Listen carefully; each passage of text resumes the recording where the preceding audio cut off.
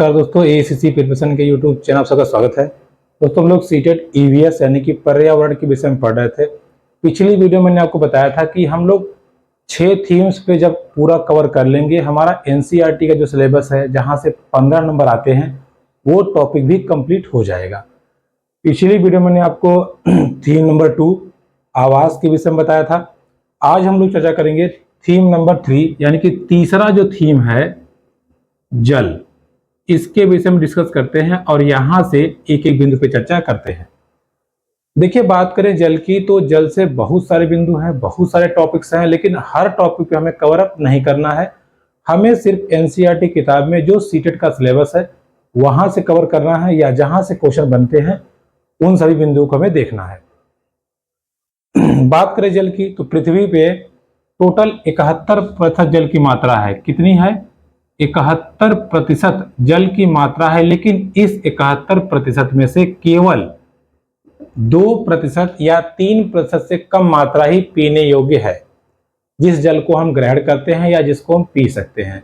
बाकी जो जल है वो सब महासागरों में है। क्लियर? अब बात करते हैं जल के स्रोत की। सिंपल सी बात है, जल कहां से मिलता है? जल के स्रोत का तात्पर्य यही है कि भाई जल हमें प्राप्त कहां से होते हैं या होता है। देखिए, जल की प्राप्ति की बात करें तो जल तालाब से मिल जाता है। प्राकृतिक रूप से देखा जाए तो झीलों से जल मिल जाता है, बावड़ियों से मिल जाता है। बावड़ी क्या है भी समझाएंगे हम आपको। बावड़ी से मिल जाता है, झरनों से मिल जाता है। उसके साथ साथ एनसीईआरटी बुक्स में एक दिया है टाका। जल की प्राप्ति टका से होती है। बाकी सब तो आप जानते हैं, ये टका क्या होता है ये समझिए। देखिए, बात करें टका की तो टका राजस्थान में, क्योंकि हमारा एक ऐसा राज्य है जहां पे पानी बहुतायत इलाकों में बहुत कम पाया जाता है, तो राजस्थान का एक गांव था बज्जू। ठीक है, कौन सा गांव? बज्जू गांव। इस गांव में टका बनाने की शुरुआत हुई थी। टका का सीधा अर्थ यह है कि भूमिगत टैंक, भूमिगत टैंक, भूमिगत टैंक अर्थात जमीन को खोद करके टैंक नुमा संरचना बनाना या गड्ढा बनाना, जिसमें वर्षा का पानी संगठित हो, उसको इकट्ठा कर लिया जाए ताकि विपत्ति में या विषम परिस्थितियों में उसी जल का प्रयोग किया जाए। तो टका का अर्थ क्या हुआ? भूमिगत टैंक, जो कि जल संग्रहण के लिए राजस्थान में बनाया जाता है, ताकि जब भी जल की मात्रा कम हो या जब भी जल की अधिक आवश्यकता हो तो इस गड्ढे से हम पानी को निकाल सकें या इस गड्ढे से हम पानी का प्रयोग कर सकें। तो आपसे डायरेक्ट पूछता है टका क्या है? सीधा एक भूमिगत टैंक है, या जल संरक्षण या जल बचाव या जल इकट्ठा करने का एक तरीका है। क्या है? टका। क्लियर हुआ? आगे बढ़ते हैं। देखिए, जल एक कह लीजिए कि जल जो हमारा है या पानी हमारा जो है, ये तीनों अवस्थाओं में पाया जाता है या तीनों रूपों में पाया जाता है, जैसे कि ठोस रूप में, द्रव रूप में, ठोस रूप में, द्रव रूप में और गैस रूप में। जल तीनों अवस्थाओं में पाई जाती है। जैसे इसका एग्जाम्पल आपने देखा होगा, ठोस रूप में जल बर्फ का रूप ले लेता है, द्रव रूप में पानी का रूप ले लेता है या जल का रूप ले लेता है, और गैस रूप में अगर आप देखना चाहें तो वाष्प। जैसे जब आप पानी को गर्म करेंगे तो धीरे धीरे वाष्प बन के वो उड़ जाता है। ठीक है, अब जरा समझिएगा, जल क्या है? वो ठोस रूप में भी होता है, द्रव रूप में भी होता है और गैस रूप में भी होता है। अब यहां से क्वेश्चन कैसे बनता है कि जल की तीनों अवस्थाओं में कौन सी ऐसी अवस्था है जिसमें जल का आयतन ज्यादा होता है? आयतन मतलब सिंपल समझिएगा, कोई वस्तु कितना जगह घेर रही है। जैसे अगर हम कह दें ये सिक्का है, अगर इसने इतना जगह घेरा है तो इसका आयतन ये हो जाएगा। अब इतना बड़ा का बिस्किट है तो इसका आयतन ये हो जाएगा। ये पूरा बोर्ड है, कितना जगह घेरा है, इसका आयतन ये हो जाएगा। तो कोई भी वस्तु या कोई भी पदार्थ जितना जगह घेरता है वही उसका आयतन होता है। अब आप बताइए, इन तीनों में ज्यादा जगह कौन कवर करेगा? मान लीजिए हम कह रहे हैं 1 किलो बर्फ की सिल्ली है, वो जगह घेरेगी, या 1 लीटर पानी हम ऐसे पूरे घर में उड़ेल दे वो जगह ज्यादा घेरेगा, या 1 किलो वाष्प पूरे कमरे में फैला दे वो ज्यादा जगह घेरेगा? तो आप सीधा बता देंगे कि गैस। तो जल के तीनों अवस्थाओं में आयतन सर्वाधिक किसका होता है? गैस का। किसका होता है? गैस का। चूंकि आयतन टॉपिक आया हुआ है तो यहां से प्रश्न बना हुआ है, इसको थोड़ा सा हम समझते हैं बच्चों के दृष्टिकोण से।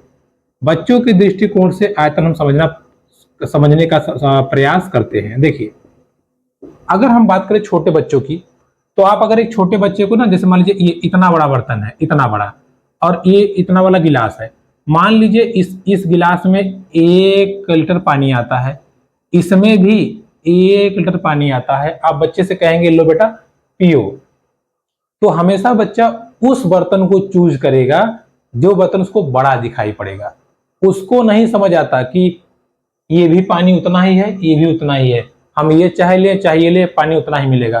वो इस बात से अनभिज्ञ होता है, अर्थात बच्चा आयतन की अवधारणा से अनभिज्ञ होता है। वो सिर्फ और सिर्फ उस समय वस्तु को ठोस मात्रा में देखता है या कम या ज्यादा मात्रा में देखता है, और बच्चे को आयतन की अवधारणा की समझ नहीं होती। तो जब भी आपसे सवाल पूछेगा, कहेगा कि एक बच्चे को एक गिलास में और एक कटोरे में जल दिया गया, जल की मात्रा समान थी, लेकिन बच्चा हमेशा गिलास को चूज करता है, ऐसा वह क्यों करता है? तो पसंद वाली बात नहीं है, बच्चा हमेशा मात्रा को या वस्तुओं को कम या ज्यादा में समझता है, तो उसमें आयतन की समझ नहीं होती। यही आपका ऑप्शन सही होगा। तो यहाँ पे बताने का अर्थ ये था कि छोटे बच्चों में आयतन की समझ नहीं होती, वो वस्तुओं को कम या ज्यादा में देखते हैं, इसलिए बच्चे अक्सर जो बड़ी चीजें दिखती हैं उसका चुनाव कर लेते हैं। किसकी कमी के कारण? उनमें आयतन की समझ नहीं होती। किसमें? बच्चों में। क्लियर हुआ? ये टॉपिक यहां क्लियर हुआ, ध्यान रहेगा। चलिए आगे बढ़ते हैं। अब देखिए बच्चों, आयतन बच्चों के दृष्टिकोण से हमने समझ लिया। आयतन के बाद पश्चात आता है घनत्व। इसको जरा समझ लेते हैं। देखिए, जिन वस्तुओं का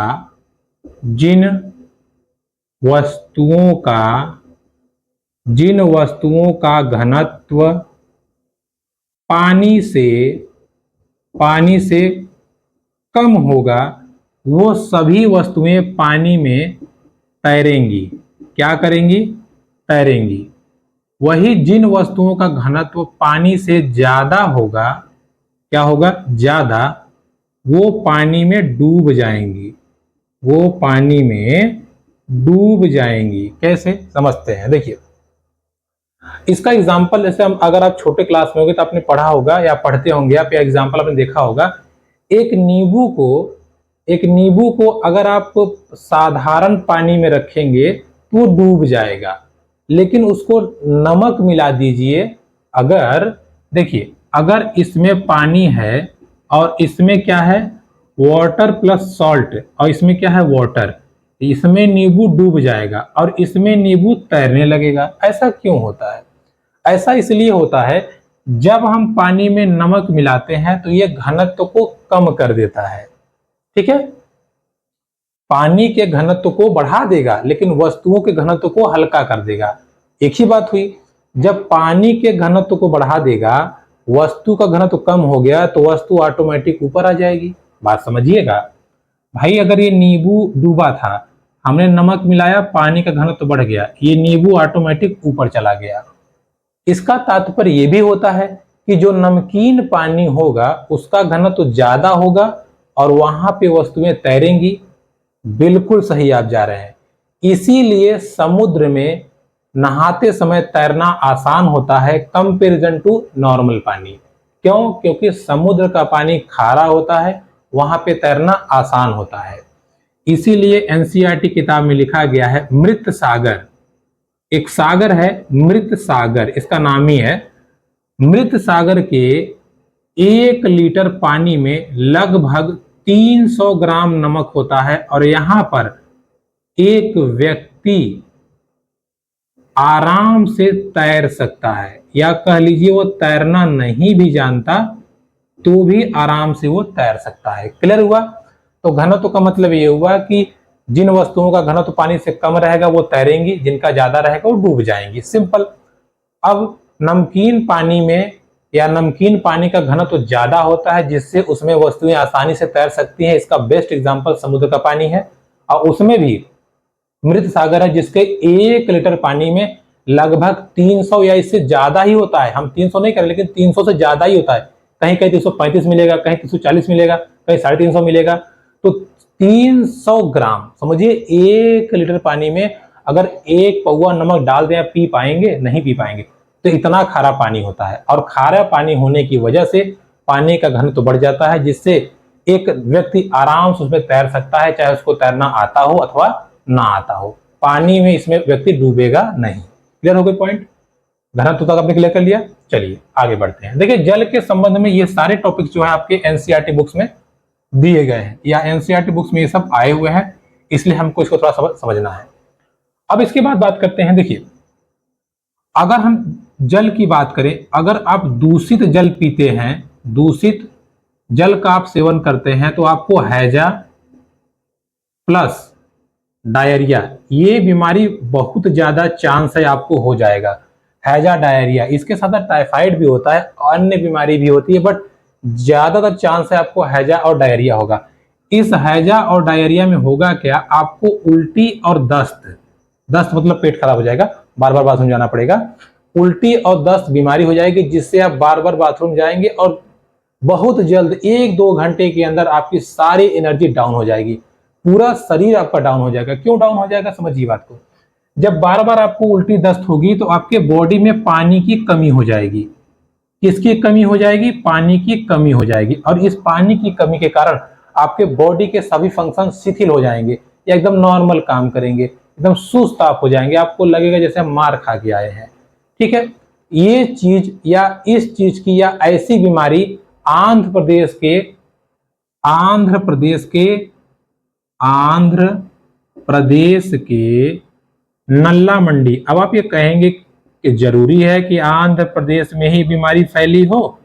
कहीं भी फैल सकती है, बिल्कुल फैल सकती है। ऐसा तो है नहीं कि हमारे देश में कहीं और बीमारी नहीं होती पानी की कमी से, बिल्कुल होती है। लेकिन आंध्र प्रदेश के नल्ला मंडी का जिक्र किया है बुक में, तो कभी कभी स्थान भी पूछ लेता है, तो थोड़ा सा ध्यान रखिएगा कि आंध्र प्रदेश के नल्ला मंडी में पानी की कमी के कारण बच्चों में हैजा और दस्त, या कह लीजिए हैजा और डायरिया बीमारी हो गई थी, जिसके एवज में देखिए अब प्रॉब्लम ये हो गई कि अगर ये बीमारी हो गई तो इसका यार समाधान क्या होगा? ऐसा तो है नहीं कि अचानक मान लीजिए किसी की तबीयत बिगड़ गई, तुरंत हॉस्पिटल पहुंच जाएंगे हम। तो इसके लिए देखिए ORS घोल, कौन सा घोल? ध्यान दीजिएगा, ORS घोल पिला देने पर जल की जो कमी होती है बॉडी में, वो फट से कंप्लीट हो जाती है। इस ORS घोल में होता क्या है? देखिए, जल में हल्का सा गर्म जल, बहुत ज्यादा नहीं, हल्का सा गुनगुना कह लीजिए, गर्म जल में चीनी, नमक, देखिए चीनी नमक डालकर इस घोल को पिला देने से बहुत जल्दी जल की मात्रा कवर हो जाती है। यानी कि जब भी किसी को उल्टी दस्त होता है, जैसे आप कुछ भी भोजन खिलाएंगे उल्टी कर देगा, पानी कमी लगातार हो रही है, लेकिन अगर चीनी नमक हल्का गुनगुने पानी में या गर्म पानी मिला के उसको पिला देंगे, तो ऑटोमेटिक वो बॉडी को कंट्रोल करेगा, या पानी की मात्रा को पूरा करेगा, जिससे उस व्यक्ति में या बच्चे में या जिसको भी ये बीमारी हुई रहेगी उसको काफी लाभ होगा, या उसको काफी कह लीजिए कि इस चीज से उसको काफी फायदा मिलेगा। क्लियर हुआ? क्या बताया मैंने आपको? ORS घोल क्या हुआ? इसमें गर्म पानी में चीनी और नमक का घोल। कब पिलाना चाहिए? जब शरीर में पानी की कमी महसूस हो, या पानी की कमी से शरीर कमजोर पड़ रहा हो। ठीक है, अब ध्यान दीजिएगा, एक और जगह है कर्नाटक में। देखिए भाई, पानी बचाना कितना जरूरी है। पानी के संरक्षण के लिए कर्नाटक में बच्चों ने, ऐसे समझ लीजिए, जब आंध्र प्रदेश में बच्चों ने बीमारी को देखा, तो कर्नाटक में बच्चों ने भीमा संघ बनाया। क्या बनाया? भीमा संघ। छोटा भीम होता है ना, तो समझ जाइएगा छोटे बच्चे। भीमा संघ बनाया। इस भीमा संघ का क्या काम था कि जल संरक्षण करना, या जल के बहाव को रोकना, या कह लीजिए अनावश्यक जल का जो बिखराव होता है या जो नुकसान होता है उसको बचाना। तो भीमा संघ कहाँ था? कर्नाटक के बच्चों द्वारा बनाया गया संघ था, जिसका कार्य ये था कि आसपास के जल को संरक्षित करना, जल को दूषित होने से बचाना, जल को खराब होने से बचाना और उसका संरक्षण करना, ताकि निकट भविष्य में उसका उपयोग हो सके। किसने बनाया था? छोटे बच्चों ने, भीमा संघ, छोटा भीम, छोटे बच्चों ने। क्लियर हो गया। अब जल संरक्षण की बात आ गई है, तो जब बच्चे इतना अगहर हैं तो भाई बूढ़े कैसे रहे होंगे? या पुराने जमाने में, जैसे आज के टाइम पे हम लोग जल का बहुत दुरुपयोग करते हैं, या कह लीजिए कि जल के संवेदनशीलता या जल के बिखराव के प्रति या जल के समाप्ति के प्रति हमें कोई खास जागरूकता नहीं है। लेकिन हमारे ऐतिहासिक पन्नों में या पुराने जमाने के लोग भी जल की महत्ता को समझते थे और जल को कैसे बचाया जाए, कैसे उसका सही उपयोग किया जाए, इस विषय में उन्होंने बहुत सारे कार्य किए हैं, जिसको किताब में बहुत सही तरीके से, बहुत सटीक तरीके से लिखा गया है। उसको हम समझते हैं, जहां से क्वेश्चन बनते हैं। देखिए, पुराने जमाने की बात करें तो एक राजा थे, ध्यान दीजिएगा, एक राजा थे, कहां के थे? राजस्थान के। राजस्थान के जैसलमेर के राजा थे। कहां के थे? राजस्थान के जैसलमेर के राजा थे। क्योंकि भाई देखिए, पानी की कमी ज्यादातर राजस्थान में होती है, तो राजस्थान के राजा थे जैसलमेर। जैसलमेर के राजा थे जिनका नाम था घड़सी। क्या नाम था? घड़सी। क्या नाम था? घड़सी। इन्होंने 9 तालाब खुदवाए। 9 तालाब कह लीजिए या झील कह लीजिए, 9 तालाब इन्होंने खुदवाया और खुदवा करके इन सब को एक दूसरे से जोड़ दिया, या कह लीजिए एक दूसरे से इन्होंने जोड़ा, या ऐसा रखा कि एक दूसरे से ये जुड़े रहे। ठीक है, 9 तालाब खुदवाए और कुछ इस प्रकार से इन्होंने व्यवस्था किया कि ये सब तालाब एक दूसरे से कनेक्ट थे, एक दूसरे से कनेक्ट थे। तब जब भी मान लीजिए 9 तालाब में, अगर मान लीजिए ये 9 तालाब हैं, ये 9 तालाब हैं, ठीक है, 9, अगर ये सब एक दूसरे से क्या थे? कनेक्ट थे। एक दूसरे से ये सब क्या थे? कनेक्ट थे। अगर एक तालाब में कहीं से पानी आया तो कुछ पानी इसमें, कुछ इसमें, कुछ इसमें, कुछ इसमें, कुछ इसमें, कुछ इसमें से, इस प्रकार से सभी तालाबों में पानी का संगठन या पानी का कह लीजिए आप लोग इकट्ठा होना लाजमी है। तो जैसलमेर के राजा घड़सी ने 9 तालाबों को खुदवाया और सभी तालाबों में कुछ इस प्रकार से व्यवस्था की कि एक दूसरे से कनेक्ट थे, ताकि जब भी वर्षा हो तो सभी क्षेत्रों से पानी आकर के सभी तालाबों में इकट्ठा रहे और समय आने पर उसका हम सही उपयोग कर पाए। तो वहां पे इसी का नाम दिया गया घड़सी, घड़सी और सर। अब आप कहेंगे घड़सी तो समझ में आ रहा है कि घड़सी राजा थे, ये सर क्या है? सर का अर्थ है तालाब, तो राजा के तालाब, राजा के तालाब। ठीक है, तो घड़सी सर आपसे पूछता है एग्जाम में कि घड़सी सर क्या है, तो घड़सी सर ये था कि पूर्वकालीन राजा ने 9 तालाब खुदवाए थे जिनका एक कनेक्शन एक दूसरे से था, और इनका मुख्य कार्य यही था कि जल को संरक्षित किया जाए या जल को किस प्रकार इकट्ठा किया जाए ताकि निकट भविष्य में उसका यूज कर लिया जाए या उसका उपयोग कर लिया जाए। ठीक है, इसके साथ साथ देखिए दूसरा पॉइंट समझिएगा घड़सी सर के बाद में, इसके साथ साथ राजस्थान में बहुत सारी बावड़ी देखने को मिलती है। कौन सी? बावड़ी। देखिए, बावड़ी का अर्थ होता है कुआं जैसा संरचना। ये कुएं जैसी संरचना होती है, लेकिन इसमें अंतर क्या होता है? देखिए, बावड़ी जो होता है कुछ इस से, देखिए बावड़ी जो होता है ना वो कुछ इस टाइप का होता है। देखिए ऐसे ऐसे कुछ इस टाइप का, अभी आप देखिए समझ जाएंगे।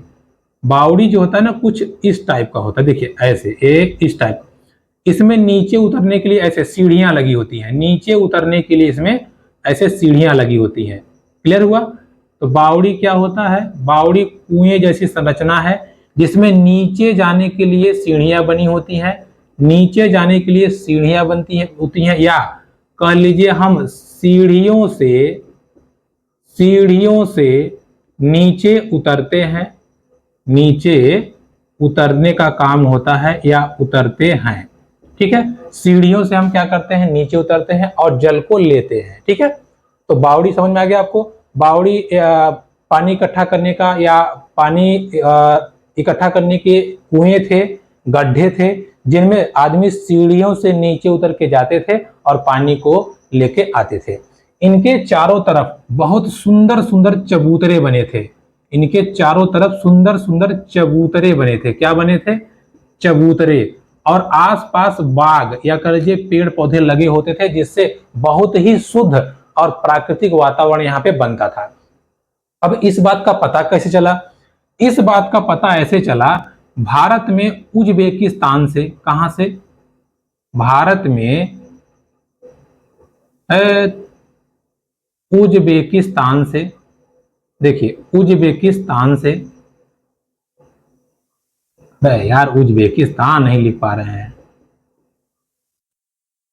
देखिए भारत में उज्बेकिस्तान से एक यात्री आया जिसका नाम था अल बरूनी। क्या नाम था? अल बरूनी। भारत में इतिहासकार अल बरूनी 973 ईस्वी में आया था, और ये जब आया था 973 ईस्वी में, इसने भारत के इन बावड़ियों की बहुत अच्छे तरीके से प्रशंसा करते हुए लिखा कि मैंने भारत में जल संरक्षण की एक ऐसी व्यवस्था देखी जहां पर चारों ओर घर के जैसे सीढ़ी बनाकर गड्ढे खुदे थे, तालाब बने थे, लोग नीचे से पानी लेते थे, आसपास बाग लगे थे, बड़े बड़े चबूतरे थे, और स्वच्छता एवं प्राकृतिक सौंदर्य का अनुपम संगम था। ये सब बातें इसने अपनी किताब में लिखी थी और भारत की इसने इस संदर्भ में प्रशंसा की थी, जिसके लिए या बाद में भारत सरकार ने इसी बात को जागृत रखने के लिए, अपने इतिहास के तथ्य को जागृत रखने के लिए 1973 में, अब आप कहेंगे 973 में आया तो 1973 में क्यों? हाँ, 1973 में इसके 1000वें जन्म दिवस पे, या कह लीजिए जब ये आया था तो 1000वें वर्ष पे, जब ये आया था भारत में, उसके 1000वें वर्ष में इस बात को जीवित रखने के लिए भारत सरकार ने 1973 में डाक टिकट जारी किया था। इसके नाम का डाक टिकट जारी किया था। क्या किया था? डाक टिकट, अल बरूनी के संदर्भ में, ताकि लोगों को पता चलता रहे कि आज के 1000 साल पहले अल बरूनी आया था और उसने ये कार्य या भारत के विषय में ये प्रशंसा किया था। क्लियर हुआ? ओके, अब बात देखिएगा। मजे की बात तो ये है कि अब ये चीज तो हो गया, मजे की बात ये है कि जोधपुर में अकाल पड़ा। कहां? जोधपुर में। और ये जोधपुर कहां है? ये भी राजस्थान में है। अकाल पड़ने के बाद 1986 में इन्हीं बावड़ियों को साफ करके जल निकाला गया था। सोचिए कितना इंपॉर्टेंस का है। सोचिए 973 की चीजें जो बनी हुई थी, जब वहां पे अकाल पड़ा तो बावड़ियां तो गंदी हो गई थी, लेकिन पानी उसमें था ही, तब फिर पुनः उनको साफ किया गया, साफ करके फिल्टर करके वो जल उपयोग में लाया गया। तो आज भी इन बावड़ियों का महत्व उतना ही है जितना पहले था। क्लियर हुआ पॉइंट? आपको ध्यान रहेगा। बावड़ी के संदर्भ में ध्यान दीजिएगा, ऐसी संरचनाएं, ऐसे गड्ढे जिसमें सीढ़ी से बच्चे आदमी उतर के पानी लेते थे। दूसरी बात यह है, इसका जिक्र अल बरूनी जो कि उज्बेकिस्तान का यात्री था, आया था, उसने अपनी पुस्तक में लिखा है। अगली बात यह है कि उसके 1000वें पुण्यतिथि पे कह लीजिए, या जब वो आया था भारत में, भारत सरकार ने डाक टिकट जारी किया। 1986 में उन्हीं बावड़ियों का पुनः प्रयोग किया गया अकाल पड़ने के समय या सूखा पड़ने के समय। क्लियर? ये हो गया हमारा पॉइंट बावड़ी से संबंधित। आगे बढ़ते हैं। देखिए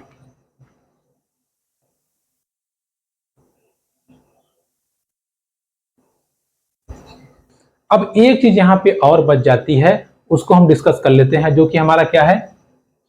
देखिए तरुण भारत संघ, तरुण भारत संघ। देखिए तरुण भारत संघ के विषय में कहा जाए तो इसमें क्या था कि यह एक संस्था है। 1975 में राजेंद्र सिंह, जिनको भारत का जल पुरुष कहा जाता है। क्या कहा जाता है? भारत का जल पुरुष कहा जाता है। इन्होंने इस संस्था को बनाया था और इसी संस्था के थ्रू राजस्थान की दड़की माई, कौन थी? इनका नाम था दड़की माई। इन्होंने तालाबों में जल इकट्ठा या तालाब में पानी या तालाब खुदवाया था, जिससे जल संरक्षण का कार्य हो सके। तो ध्यान रखिएगा, तरुण भारत संघ एक ऐसी संस्था है जिसको राजेंद्र सिंह ने, जिनको भारत का या कह लीजिए हमारे इंडिया का वाटरमैन या जल पुरुष कहा जाता है, इन्होंने तरुण भारत संघ की स्थापना की थी, जिसके अंतर्गत या उसी संस्था के थ्रू दड़की माई ने अलवर जिले में, कहा? अलवर जिले में, राजस्थान के अलवर जिले में दड़की माई ने क्या किया था? राजस्थान के अलवर जिले में दड़की माई ने तालाब खुदवाए थे। क्लियर हुआ?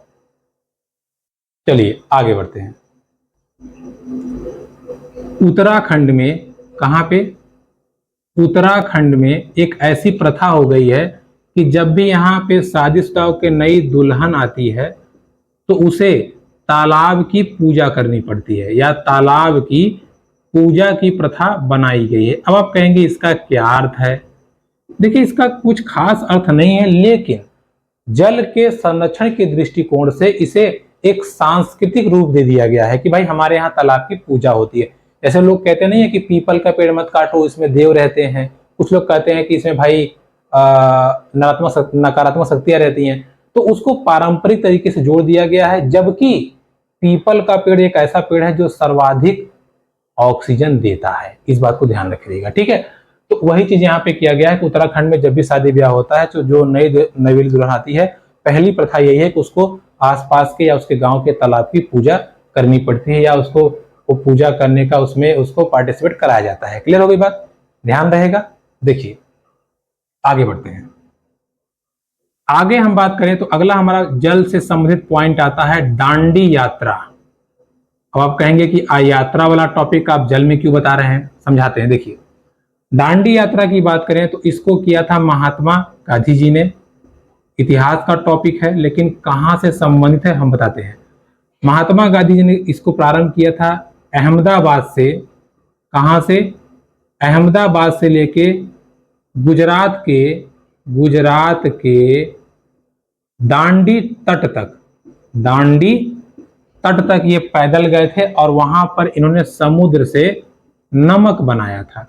क्या बनाया था? नमक। तो नमक भी इन्होंने जल से ही बनाया था। इसलिए थोड़ा सा आप ध्यान रखें, दांडी यात्रा की बात पूरा डिटेल में नहीं जाना है, कब गए थे, कैसे गए थे, क्यों गए थे, क्योंकि इतिहास का टॉपिक है। बस इतना समझना है कि महात्मा गांधी जी ने अहमदाबाद से निकल के गुजरात के दांडी मार्च तक, या गुजरात को जो समुद्र तट है दांडी, वहां तक ये पैदल गए थे। इनके साथ कई लोग गए थे, और ये जाकर के उन्होंने यहाँ पे नमक बनाया और अंग्रेजों के खिलाफ आंदोलन का कह लीजिए कि आह्वान किया, या आंदोलन का इन्होंने शुरुआत किया था। ठीक है, किसने किया था? गांधी जी ने। कौन सा यात्रा? दांडी यात्रा। कौन सा यात्रा? दांडी यात्रा। क्लियर रहेगा? आगे बढ़ते हैं। देखिए अगला हमारा बिंदु है जल से होने वाली बीमारियां। जल से होने वाली बीमारी। देखिए, अगर गंदा जल इकट्ठा हो रहा है तो मच्छर पैदा होंगे, आपको पता है। मैंने बताया था कि मच्छर से कौन सी बीमारी होती है? मलेरिया। मलेरिया की खोज किसने किया था? रोनाल्ड रोस ने। इसको हम पढ़ चुके हैं, इसलिए आपको हम एक बार रिवाइज करा देते हैं। मलेरिया होता कैसा है? प्लाज्मोडियम जीवाणु से होता है। और मलेरिया की दवा की बात करें तो सिनकोना वृक्ष की छाल से, सिनकोना वृक्ष की छाल से हमें मलेरिया की दवा, या मलेरिया की दवा हम बनाते हैं। इसके साथ साथ एक इंपॉर्टेंट चीज ये है, ध्यान दीजिएगा। अब देखिए, जल से मैंने बताया ना, हैजा, डायरिया भी होता है। इसमें एक और है अनीमिया रोग। कौन सा रोग? हालांकि हम इसको बाद में डिस्कस करेंगे, बट ये अनीमिया रोग आ गया है। अनीमिया रोग अक्सर हीमोग्लोबिन की कमी से होता है। किससे?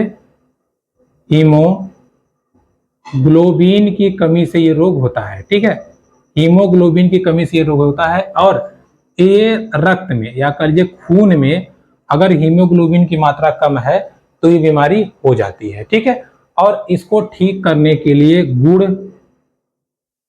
आंवला और हरी पत्तेदार सब्जियां अगर आप खाएंगे तो ये रोग ठीक हो जाएगा। ये रोग ठीक हो जाएगा। क्या? हरी पत्तेदार सब्जियां वगैरह खाते हैं तो ये रोग आपका ठीक हो जाएगा।